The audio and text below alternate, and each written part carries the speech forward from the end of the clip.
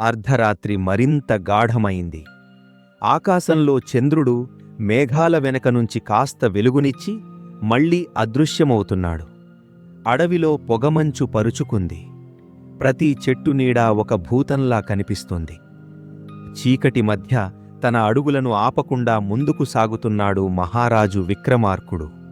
అతని భుజంపై మళ్లీ వేలాడుతున్నాడు చతురతతో నవ్వుతున్న బేతాళుడు. అతని కళ్లలో ఈసారి మరింత గంభీరత ఉంది. రాజా విక్రమా అంటూ బేతాళుడు నెమ్మదిగా ప్రారంభించాడు. ఈసారి నేను చెప్పబోయే కథ సత్యం గురించి. కాని అది సాధారణ సత్యం కాదు, సత్యాన్ని కాపాడేందుకు చెప్పిన అబద్ధం గురించి. జాగ్రత్తగా విను, నీ ధర్మబుద్ధిని మరింత లోతుగా పరీక్షిస్తుంది. విక్రమార్కుడు మౌనంగా ముందుకు నడిచాడు. అనంతగిరి అనే రాజ్యంలో ధర్మవర్మ అనే రాజు ఉండేవాడు. అతను న్యాయపరుడు, ప్రజల కోసం కట్టుబడి ఉండే రాజు. అతని రాజ్యంలో రఘు అనే సత్యవంతుడు జీవించేవాడు. రఘు ఒక సాధారణ కర్మకారుడు, కాని అతనికి ఒక విశేష గుణముంది. అతను ఎప్పుడూ అబద్ధం చెప్పడు. చిన్న విషయమైనా పెద్ద విషయమైనా సత్యమే అతని జీవితం. అందుకే ప్రజలు అతన్ని గౌరవించేవారు. రఘుకు సీత అనే భార్య ఉంది. వారికి చిన్న కుమారుడు. వారి జీవితం సాదాసీదాగా కాని సంతోషంగానే సాగేది. ఒకరోజు రాజ్యంలో దొంగల బృందం కలకలం సృష్టించింది. వారు రాజభండారాన్ని దోచుకున్నారు. రాజు తీవ్రంగా ఆగ్రహించాడు. దొంగలను పట్టుకోవాలి అని ఆదేశించాడు. దర్యాప్తు జరుగుతున్న సమయంలో ఒక దొంగ రఘు ఇంటి దగ్గర దాక్కొని ఉన్నాడు. రాత్రివేళ అతను రఘు ఇంటి వెనుక భాగంలో దాక్కొని తన ప్రాణాలు కాపాడుకోవాలని ప్రయత్నించాడు. రఘు ఈ విషయం గమనించాడు. దొంగ చేతిలో రక్తంతో తడిసిన సంచి ఉంది. కొద్దిసేపటికి రాజసైనికులు అక్కడికి వచ్చారు. ఇక్కడికి ఒక దొంగ పారిపోయి వచ్చాడు. అతను ఎక్కడ ఉన్నాడో చెప్పు అని రఘును అడిగారు. రఘు జీవితంలో ఇదే మొదటి పెద్ద పరీక్ష. అతను ఎప్పుడూ అబద్ధం చెప్పలేదు. కాని ఇప్పుడు నిజం చెబితే దొంగను పట్టుకుంటారు. అతను శిక్ష పొందుతాడు. కాని రఘు గమనించాడు, దొంగ తీవ్రంగా గాయపడ్డాడు. అతని కళ్లలో భయం ఉంది. అతను చనిపోయేటానికి దగ్గరగా ఉన్నాడు అని. రఘు మనసులో తుఫాను మొదలైంది. సత్యం చెప్పాలా లేక ప్రాణం కాపాడాలా? సైనికులు మళ్లీ అడిగారు, చెప్పు, అతను ఎక్కడా అని.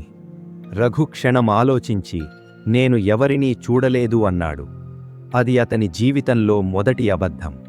సైనికులు వెళ్ళిపోయారు. రఘు దొంగను బయటకు తీసుకొచ్చాడు. అతని గాయాలకు మందు పెట్టాడు. నీవు ఎందుకిలా చేశావు అని అడిగాడు. దొంగ కన్నీళ్లు పెట్టుకొని అన్నాడు, నా కుటుంబం ఆకలితో ఉంది. తప్పు చేశాను, కానీ నేను హంతకుణ్ణి కాదు.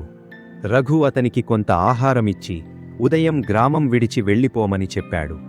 కాని కొన్ని రోజులకు విషయం బయటపడింది. ఒక గ్రామస్థుడు రఘు అబద్ధం చెప్పినట్లు రాజసభకు చెప్పాడు.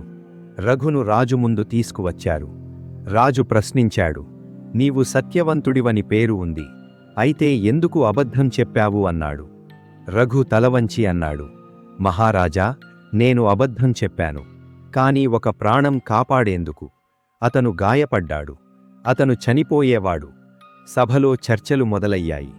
కొందరన్నారు, అబద్ధమంటే అబద్ధమే, అది శిక్షార్హం. మరికొందరన్నారు, ప్రాణం కాపాడటం గొప్ప విషయమని. రాజు ధర్మ సంకటంలో పడ్డాడు. ఒకవైపు రాజ్య చట్టం, మరోవైపు మానవత్వం. రాజు చివరకు తీర్పు చెప్పాడు. రఘు అబద్ధం చెప్పాడు. అది రాజ్య నియమాలకు విరుద్ధం. కాని అతని ఉద్దేశం ప్రాణం కాపాడటం. కాబట్టి అతనికి శిక్షగా 1 నెలపాటు రాజ్య సేవ చెయ్యాలి. అలాగే దొంగను కూడా వెతికి పట్టుకోవాలి అన్నాడు. రఘు శిక్షను స్వీకరించాడు. కాని కొంతకాలానికి దొంగ తిరిగి వచ్చాడు. అతను మారిపోయాడు. రాజసభలోకి వచ్చి తన తప్పు ఒప్పుకున్నాడు. రఘు నా ప్రాణం కాపాడాడు. అతని దయవల్లే నేను మారాను అన్నాడు. రాజు ఆశ్చర్యపోయాడు. దొంగకు చిన్న శిక్ష విధించి అతనికి జీవనం కోసం సహాయం చేశాడు. ఇక్కడ బేతాళుడు విక్రమార్కుడిని చూసి నవ్వాడు. రాజా విక్రమా, చెప్పు, రఘు అబద్ధం చెప్పడం ధర్మమా లేక సత్యం ఎప్పుడూ చెప్పాల్సిందేనా? సత్యం కోసం ప్రాణం పోవాలా లేక ప్రాణం కోసం సత్యం వదలాలా? నీవు తెలిసి కూడా మౌనంగా ఉంటే నీ తల 1000 ముక్కలవుతుంది. విక్రమార్కుడు క్షణం మౌనంగా నడిచాడు. తరువాత అన్నాడు, బేతాళా, సత్యం గొప్పది, కానీ సత్యం వెనుక ఉద్దేశం కూడా ముఖ్యమే. రఘు అబద్ధం చెప్పింది స్వార్థం కోసం కాదు, ఒక ప్రాణం కాపాడేందుకు. ధర్మమంటే కఠిన నియమం కాదు, అది కరుణతో కూడిన న్యాయం. కాబట్టి రఘు చేసింది పాపం కాదు, కానీ చట్టం ముందు అతను బాధ్యత వహించాలి. రాజు ఇచ్చిన తీర్పు సమతుల్యంగా ఉంది. బేతాళుడు ఘోరంగా నవ్వాడు. విక్రమా, మళ్ళీ నీవు మాట్లాడి దొరికిపోయావు. నీ సమాధానం లోతైనది, కానీ నా నియమం ప్రకారం నేను మళ్ళీ చెట్టుపైకి వెళ్తాను అని చెప్పగానే అతను విక్రమార్కుడి భుజం నుంచి జారిపడి చెట్టుపై వేలాడాడు. విక్రమార్కుడు మళ్లీ చెట్టెక్కి బేతాళుడిని పట్టుకున్నాడు. అతని ముఖంలో అలసట లేదు, సంకల్పం మాత్రమే ఉంది. అడవి మరింత నిశ్శబ్దంగా మారింది. గాలి చల్లగా వీచింది. చీకటి మరింత గాఢమైంది.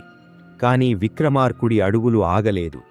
బేతాళుడు ఈసారి మెల్లగా అన్నాడు, రాజా, నీ ధర్మబుద్ధి లోతు నాకు ఆశ్చర్యం కలిగిస్తోంది. కాని ఇంకా చివరి పరీక్షలు మిగిలి ఉన్నాయి అన్నాడు. విక్రమార్కుడు ముందుకు నడిచాడు, భుజంపై బేతాళుడితో, ధర్మం కోసం. ఇలా సత్యం, అబద్ధం, మానవత్వం మధ్య జరిగిన ఈ కథ విక్రమార్కుడి జ్ఞానాన్ని మరింత ప్రకాశింపజేసింది. తరువాతి ఎపిసోడ్లో మరింత భయంకరమైన, హృదయాన్ని కదిలించే ప్రశ్నతో బేతాళుడు తిరిగి వస్తాడు. ఈ కథ ఇంకా ముగియలేదు. తరువాతి భాగంలో ఏమవుతుందో తెలుసుకోవాలంటే ఇప్పుడే సబ్స్క్రైబ్ చేయండి. ఈ కథ మీకు నచ్చితే లైక్ చేసి కామెంట్ చేయడం మర్చిపోవద్దు.